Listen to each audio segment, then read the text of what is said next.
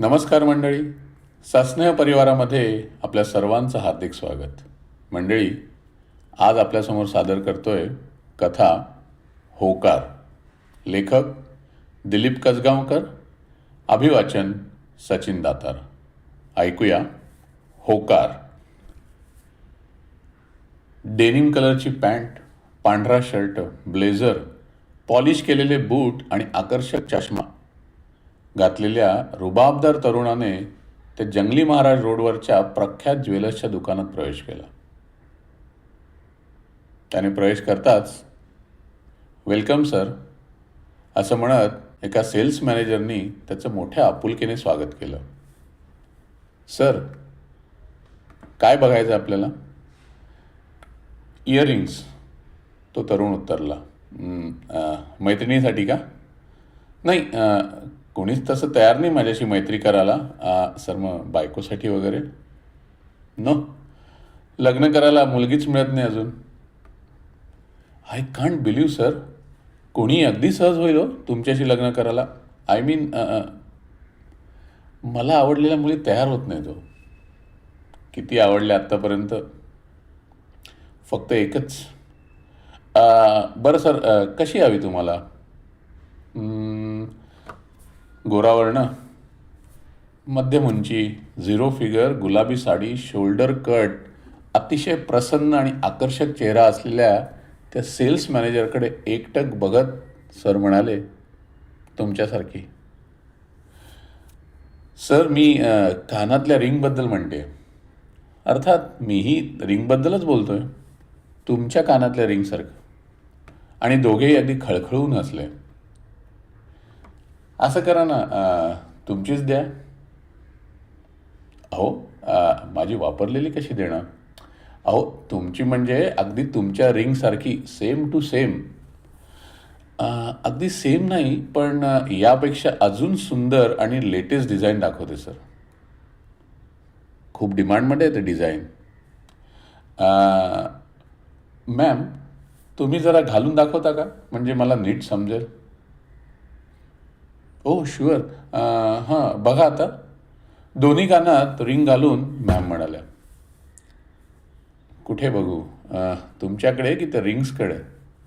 डोळ्यांनी सरांना दटावत मॅमने विचारलं, आवडले तुम्हाला? दोन्हीही. करू पॅक? रिंग पॅक करता येईल हो, पण मॅम जरा लाजल्या. नाही हो, घरच्यांना आवडल्या नाही तर रिटर्न करता येतील का? मॅमने विचारलं. एकीबद्दल विचारताय की दोघींबद्दल? आता यावेळेला लाजण्याची पाळी सरांची होती. सर, खरं तर आमची नो रिटर्न पॉलिसी आहे, पण खास तुमच्यासाठी ॲडजस्ट करू आम्ही. बरं सर, कॉफी घेणार? आय मीन घ्याच. मॅम जरा आग्रही सुरातच म्हणाल्या. Why not? तुमच्या आग्रहाला नाही कसं म्हणणार? चालेल. हां, पण तुम्ही कंपनी देणार असाल तरच. हां, आणि कॉफी कडू नको, तुमच्यासारखीच गोड हवी. Sure sir. काय तुम्ही? असं म्हणताना मॅमनी डोळे मिटून मान खाली घातली. खांद्यावर विसावलेल्या केसांनी दोन्ही गालांवर स्थान पटकावलं होतं, त्यामुळे मॅमच्या सौंदर्यात जरा आणखीनच भर पडली होती.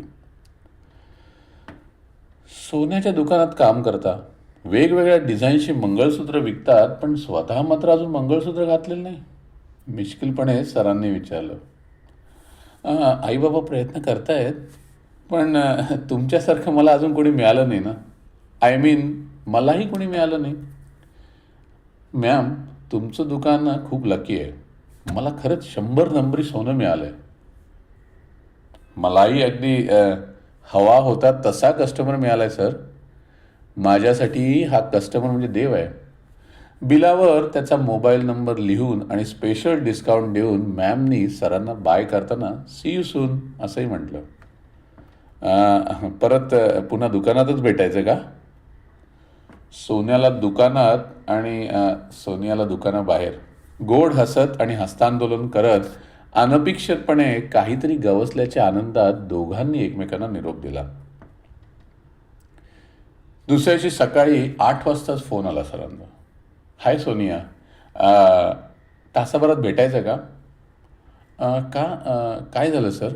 कशासाठी? Anything urgent? अगं नाही नाही तसं काही नाही. अगं माझ्या आत्याने एक स्थळ आणलं आहे. आत्या म्हणते मुलगी खूप सुंदर आहे, गुणी आहे, तू नाही म्हणूच शकणार नाही. 11 वाजता जायचं आहे तिच्या घरी, शनिवार पेठेत. पण काय सांगू ना, काल तू भेटलीस आणि मी स्वतःला हरवूनच बसलो ग. आता काय करावं समजत नाही. तूच सांग ना ग, मी काय करू? सर, जा तुम्ही मुलगीकडे. आत्या म्हणतायत तर काही चुकीचं नसणारच आहे. अहो, पेठेतल्या मुली खरंच खूप सुंदर असतात हां. पसंतच पडेल ती मुलगी तुम्हाला. देऊन टाका तुम्ही होकार. हो सोनिया, अगं माझ्या हृदयाचा होकार तर तुला आणि तुलाच आहे. आणि आय एम शुअर तुलाही माझ्याबद्दल असंच वाटत असेल ना. प्लीज सर, आम्हा सेल्समधल्या मुलींना सगळ्यांशी गोड बोलावं लागतं. पण ते तेवढ्यापुरतंच. मी कुठली आली आहे एवढी नशीबवान, तुमच्यासारखा राजपुत्र मिळाला. शिवाय सर, अहो माझे वडील आणि आई लव्ह मॅरेजला परवानगी नाही देणार. मला पक्क माहिती आहे ते. त्यामुळे प्लीज सर विसरा मला. आणि हो, तुम्हाला तुमच्या त्या बघण्याच्या कार्यक्रमासाठी आणि भावी जीवनासाठी आत्तापासूनच ऑल द बेस्ट. अजून एक सर, लग्नाचे दागिने घ्यायला माझ्याकडे नक्की यायचा.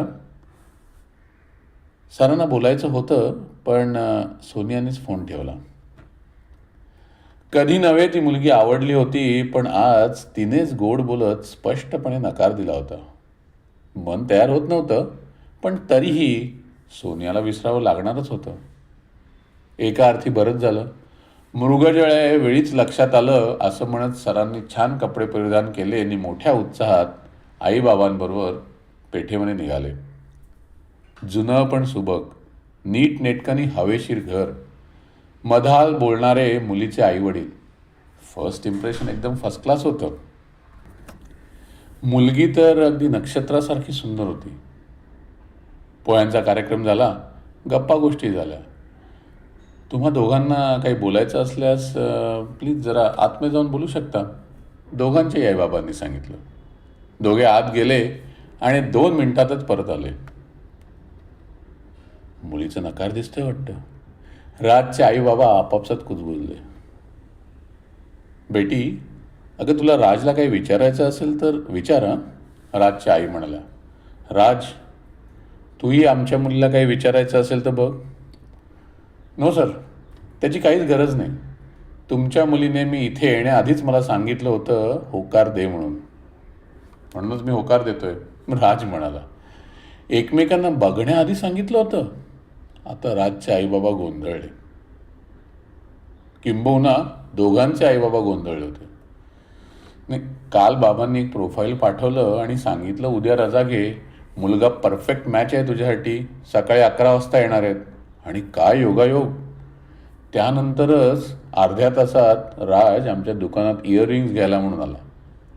मला ओळख पटली म्हणून मी स्वतः त्याला अटेंड केलं आणि ठरवलं पसंतीचा कार्यक्रम उरकून टाकूया, राजला किंचितही कळू न देता. मला रिंग्स आवडल्या, पण त्यापेक्षा जास्त आवडली ती रिंग्स दाखवणारी, छान बोलणारी, मस्त दिसणारी, हुशार, हजरजबाबी नि सोन्याच्या दुकानातील सोन्यापेक्षा मौल्यवान ही सोनियाच. पण बाबा, आमचं हे प्रेम प्रकरण नाही हां, तुम्ही बोलावलेलं स्थळच आहे असं म्हणत सोनियाने क्षणभर तिच्या आईबाबांना आणि नंतर राजच्या आईबाबांना आणि शेवटी राजला प्रदीर्घ मिठी मारत तिचा होकार न बोलताच दिला होता. अरे पण राज, तू कानातल्या रिंग आणण्यासाठी कशासाठी गेला होतास? आईने गुगलीत टाकलाच. क्षणभर गोंधळला राज, पण पटकन सावरत म्हणाला, आई उत्तर देतो, पण त्यासाठी एक फोन करायला लागेल मला. फोन अ फ्रेंड लाईफलाईन वापरायची आहे. त्याने पटकन फोन लावला, फोनवर स्पीकरवरही टाकला आणि मदत मागितली. पलीकडून आलेलं उत्तर ऐकून सगळेजण आश्चर्यचकितच झाले. अरे तुला उद्या सोनियाला पाहायला जायचं आहे, तू तिला नाही म्हणूच शकणार नाहीस. मी सोनियाचा फोटो आणि दुकानाचं नाव पाठवून राजला सांगितलं होतं, काहीतरी खरेदी करायचा बहाणा कर, त्या दुकानात जा, तिला भेट. सोनियाचं स्थळ सुचवणाऱ्या आत्याबाई बोलत होत्या. आता आत्याबाईंचा प्रतिप्रश्न होता, पण कानातल्या रिंग्स घ्यायचं तू कसं ठरवलंस बरं? सोनियाच्या चेहऱ्याकडे नीट निरखून पाहता यावं ना आत्याबाई, म्हणून मी कानातल्या रिंग्स निवडल्या. काल खरेदी केलेला तो मस्त दागिना प्रेमाने सोनियाला देत राजने त्याचा होकार दर्शवला आणि टाळ्या वाजवत दोघांच्या आईबाबांनी राज आणि सोनियाच्या होकाराला दुजोरा दिला. राज, तू तर माझ्यापेक्षा एक पाऊल पुढे आहेस हां. राजला जरा लटक्यात रागाने चिमटा काढत पण मोठ्या प्रेमाने त्याच्याकडे पाहत सोनिया म्हणाली. काय मंडळी, हा होकार कसा काय वाटला तुम्हा सर्वांना? अभिप्रायामध्ये नक्की लिहा. बरं, आजचं हे आपलं अभिवाचन आणि आपलं सस्नेह चॅनल लाईक करा, मित्रमंडळींबरोबर शेअर करा आणि त्यांना देखील सबस्क्राईब करायला सांगा. धन्यवाद.